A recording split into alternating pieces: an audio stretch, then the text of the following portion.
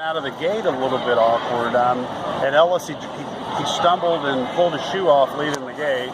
And then in the Churchill race, when he left there, he broke a little awkward and cross-cantered the first couple of jumps. For some that don't know, it means his front end and back end didn't leave there quite the same. And then it took him a little time to regroup from that, but I liked the way he fought on in both races, and he kept coming back.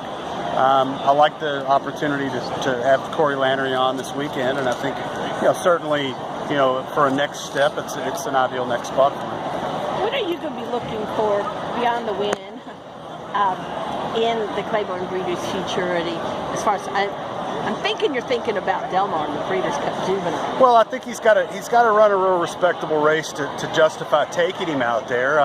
Everybody seems to be talking a lot about Bolt d'Oro, but we all know that young horses and a lot changes, and you certainly don't duck one. But we'll see what he does tomorrow, and certainly he's a really nice horse, and I'm not opposed to, if he doesn't run a race that I'm happy with, giving him a little time off and then bringing him back as a proper 3-year-old, because he's a big horse, and I think time and development's going to be ahead of him. Do you have any particular affinity for this track, given how big he won the one start? Well, I was asked about, I had opportunity to also run him in the Champagne. I've got another horse going there. But this horse is stabled in the bottom and has been all of his career. I mean, even as a young horse, we started him over at Keeneland Training Center over there on Rice Road. And so it is definitely home for him. And I do think that's important. He's actually schooling in the paddock as we speak, so maybe when we're done here we can go check that out. But, certainly anytime you're on your own home court, it's a good thing. And John Tippmann ran a big race at Ellis Park, breaking his maiden, and ran a nice second to a very nice horse in the 6th race at Kentucky Downs, and now on Sunday on the Woodford. I'm not completely convinced that he's a grass horse either. His pedigree really doesn't say turf, but he's shown that he's pretty versatile.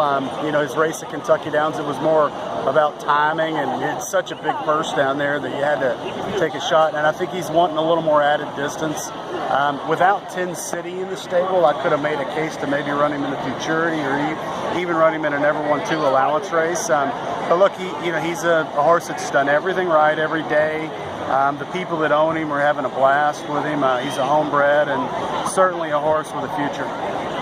What about you got a maiden first-timer on Saturday, Come On Dover, I think.